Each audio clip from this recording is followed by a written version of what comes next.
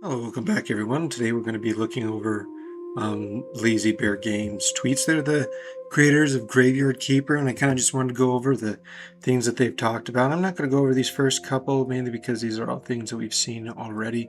These were some of their first ones all the way back in April, so kind of makes sense. One that I am really excited about, though, is if we look at this one. Good news, in Graveyard Keeper 2, you'll be able to choose between the voiceover or the mumbling. Now, I always liked the mumbling, and actually made it feel rather cozy to me, and like I'm playing a game. I think if it had too much voiceover, it kind of tries to make it more realistic or whatever. And for a cozy game, I like to just... I mean, I'm playing this game to basically get away from real life, right? So the classic mumbling, I think, is going to be really nice. Looking forward to that. Yeah, so this one I thought was really cool. So it doesn't keep making noise. Here we have location says the sawmill here. And we see that he's built a bridge, he's got all sorts of things going on. We had a sawmill in the last Graveyard Keeper. You had to build it up yourself, though. Basically, there's a big old tree, and you just set a zombie working on it, and he just keeps chopping on it for forever, and you'll get as much wood as you want. This one seems a little bit different. But you can see that's where you put your wood. That's where you put your zombie who carries stuff back to your house. But since it says sawmill, I'm wondering if they're actually going to make this so that you can actually process wood here as well. That would be really nice if that was the case, because it's really quite annoying that you have to process it all at your house. I mean, I had a zombie who did that for me, but you know, it is what it is. This one I thought was really cool. I always liked the church in all these games, and the fact that your church actually starts out with negative rating, I think is really quite unique. Those sermons aren't going to perform themselves, and do spruce up the church while you're at it. This was nice. I think this will make a good setting for the game. It looks really nice. Well, also another thing that I noticed, and I'll kind of point it out in this picture here, is if you look at this little wheel right here, you'll notice there's a bunch of different dates like normal, but one thing I did notice is that the dates are in a very different order from the first one. I'm not sure if that's intentional or kind of what's going on there, but this is Sunday. This is the day you do church sermons, and normally right after Sunday, what you'd have is you'd have Miss Charm show up next. So this was normally your second day, so it would go right there. And then after that, you'd have the merchant show up, so the merchant would be right here. And then you would have Snake show up, so this was Snake's day. Then you'd have the Inquisitor show up, and then you'd have the Astrologer show up, and he was the last. That was the classic one, so the dates have changed. The more that I look at it, I thought maybe you'll be able to set the dates yourself so that you can have certain people show up on different days, because you normally get into a rhythm of things, and sometimes it's really annoying that in your rhythm, especially because Astrologer would show up all the way up at the lighthouse. And that was also the day you got your last body in before the donkey stopped bringing them, because he never brought bodies on Sunday. But it was really annoying because like you had so far to go and travel until they came out with teleport stones. I don't know if they're going to have those in this one, but I would imagine that they would. So that's going to be interesting to see how this works. I love the design of the church. I remember in the video, I think you end up getting a organ over there and all the things. So I'm really looking forward to this. And maybe you'll get a zombie to play the organ too. That'd be cool. So this one, there's nothing we can do. We don't have enough food here. This was something that was told about or talked about often in Graveyard Keeper 1. There was never enough food in the town, and that's actually why the merchant keeps coming back every single day, because you could sell 10 crates of food, and like they would sell for quite a bit of money. That was actually the number one way to make money until you got DLC where you got the tavern. But yeah, this looks like a classical tavern. This was probably your Hordrick. Maybe you sell your burial certificates to him. Unsure, but interesting that we have this. So hopefully we're able to work through that and get that done. This one I found quite interesting. And I'll kind of point it out. Everyone's starving. Maybe we should cut off a piece and sell it. Now, the interesting thing about that is in Graveyard Keeper 1, it was Gary who told you that you should cut off a piece and sell it. In this one, it's the Graveyard Keeper saying we should cut off a piece and sell it.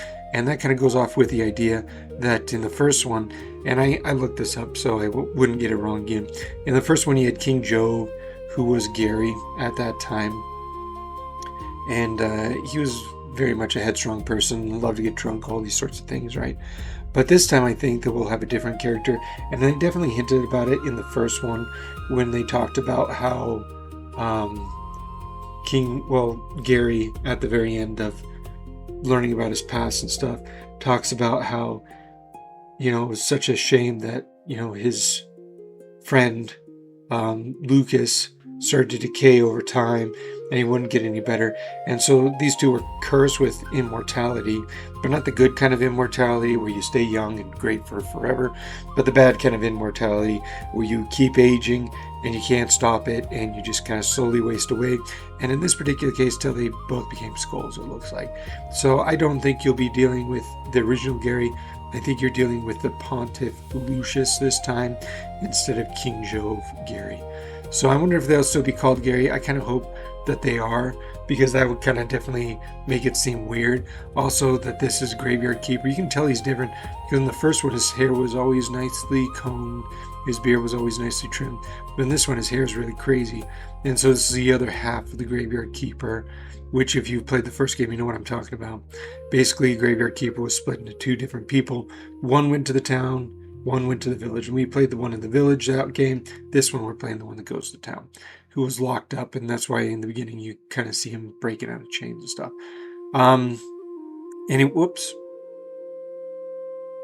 Here's one, Graveyard Keepers building bridges. So I think this is interesting because that might allude to the fact that you built this bridge. Don't know how true that is, and maybe because there's not a big tree, maybe your zombies go out and chop wood in there itself. I think that'd be cool, but last time in Graveyard Keeper 1, you kind of just, you didn't really make good bridges, you just kind of did things halfway. I think this one, you might actually be building things better than the last one, maybe more detail-oriented than your first iteration, so that would be interesting. This is exciting. So they've definitely now taken and replaced the soldiers with zombies now. You can see there. Before, I think in the video you saw them as zombies, but also another thing that I noticed is like when you kill them they drop bones, which I think is pretty cool. I mean, that would make sense that, they don't just turn out quite nicely. And also you see these green piles from where they died, so that's interesting. Here we go. This is interesting. I really like this picture because it says, well, that's one way to plan out your weekly calendar. And they have this calendar here, but we've already seen several iterations where this calendar is wrong. And this was the original calendar right here. This is exactly what it was. See, you got Sunday, Day Miss Charm, Merchant, Snake Day. Actually, I don't know the actual names of this. Inquisition, Moon Day, which is Astrologer, and then back to Sunday. So there we go. Here we can see him fighting. He looks like he won the battle. This looks like the tail end of it from this one right here. So we can definitely see that they're moving on here. You can hear the noises and stuff. So they basically won this place. I don't know what happens when you win or liberate a place, but if you notice there's green areas, I'd imagine it's to see if the zombies are coming out from those areas. So I imagine those are areas that you have to liberate over time. So that's pretty interesting. Looking forward to seeing how you liberate these places. I know it looks like you got to plant a flag, but like what triggers that basically is my question. Here we see the port again. They make a pun up here, which I thought was pretty funny. But basically in this port, you see the ship. I really, really hope that you have to go in and sink these ships, because they're the ships of the dead, which was talked about in the first one, and having to go through and like sink those ships so that you stop getting bombarded with the undead, I think would be really cool. And I think you can do that until like the end of the game, and then I think you should start having ghouls start coming down from from the north, something that you would have to basically manage there. Hold on a second, I need to get a drink of water. Okay. There we go, much better. Here we go. This town might need a little work, so you can see that it's quite destroyed. We see those green fog places again. 100% certain that's where zombie infection is. If you've ever played, there's a lot of games that have that kind of idea in it where like the infected place has like this sort of haze about it. So I would 100% imagine that that's what they're going for there. Trying to see if they got music going on in here, because I kind of want to hear the new music that they're going to use. The classic music obviously is very iconic, so you can't really hear anything over the rain. Here we go, classic graveyard management. Looks like he's just repairing it piece by piece, so looking forward to that for sure. Here we go. This was in the trailer, so nothing really new here, but showing you improve the town. Obviously it says first day, here's the towns. Yeah, just we've already seen that. Comes from the devlog. So let's look at this. Just because it's a graveyard doesn't mean it can't look good. So yeah, this graveyard's looking pretty dang good at this point. We got a fence. We got our graves going in. We got those are the places where you stick all the people you burned into. They got gardens and all sorts of things, but not very many actual bodies buried here. I wonder why. Yeah, no sound or anything either. Here we go. So this looks like your graveyard's to the left of town. Classic walking sound. Just walk straight through. Looks like he's liberated a decent chunk of it because you got this starting place. And I remember before it looked like this area up here was in a green fog, but it's not now. But I wonder if that only happens from time to time. I don't know. Here we go.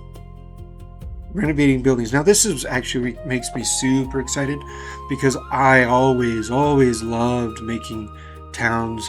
One of my first games that I have really fond memories of is actually SimCity 2000. My older brother used to play it. I was not very good at it, so I just watched him play it, right? But I remember that game, and building your cities and stuff always made me feel really excited to seeing those things be built up. So if that's the case in this particular one, where you actually have to build up your town and like make it however you want, I'm actually really excited for that, if that's actually the case. Because if you're actually have that ability to do that, I think that would be really cool. Up here, yeah, just another one with the same graveyard. Let's see, plenty of interesting that they're talking about faith again. It's a resource that you get from giving sermons. In this one though, we see that we got 3 dead bodies here out in the sun rotting. That's really bad. You don't want to keep your bodies outside for any prolonged period of time. It's actually why you build your chute in your first one, so that they don't go bad. I like this. It shows you the church better. He's definitely fixed it up a bit. Let's see, what is that? Is this person there? So you have people who are in the church. I wonder if they like pay you to like stay in the church for a while until you can build them a place in town. That'd actually be kind of cool. Like people come to your church and then they ask you to help find a place to stay. But yeah, that church is looking decent. Obviously they're missing a lot of trappings. He's got some nice benches already. He's got the classic benches, softness of faith. I think that's the skill. It's crazy that I know that. But you can sit down on couches or those nicer benches. This one, the graveyard's looking better. We got a lot more buried here. Even in that other one where he's walking through the graveyard, let's see, where was it? Right here. Like, there's not even that many people buried here. Like, you only see a few graves. But here, you actually see what a classic graveyard would look like, right? You got plenty of graves sitting around. You got your grave fences, you got your gravestones. Obviously, he's in the starting part of the game because there's not a lot done here. Let's see. Yeah, just clean up the graveyard, chopping down the trees, classic stuff. Very reminiscent of Graveyard Keeper 1. Yeah, you have to improve your graveyard so that you can actually improve your church. Let's see. Yeah, classic noises. Don't know if they're going to change the noises. Kind of hope they don't. That tree sound actually sounded a little bit different than the first one, but not by much. So maybe they're touching it up a little bit, but that's about it.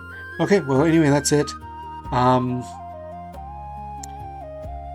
Renovating the town will enable vendors to open up fresh bread anyone, so yeah.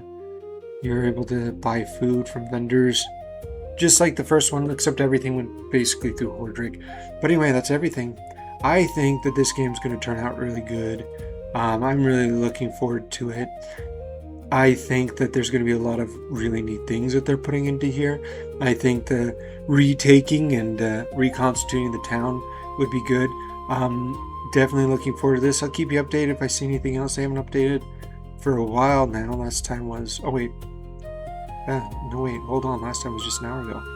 So, it was July 23rd, but last time was an hour ago. That's very nice. That's why this just popped up. So, I guess, good thing my last... my last review of this went bad. Anyway, yeah, this is looking good. I think this is gonna turn into a really good game. I'm looking forward to it.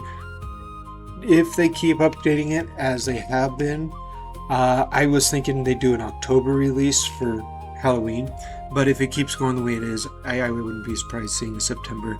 I'm not going to hold them to that. And if they wait till November because they want the game to be really nice, I'm fine with that. I do not care if they want to make this game look really good. I think that having a nice, fully functioning game is much better than a janky mess. That's why I don't actually buy any AAA games anymore. They're just always so janky when they first come out. They're like, oh, we'll patch it. We'll patch it over time. It's like, why didn't you patch it beforehand? Why is it our job to tell you what's wrong with it? Anyway, sorry, that was a little rant. Don't know why I gave it. Hope you all have a good day. Bye.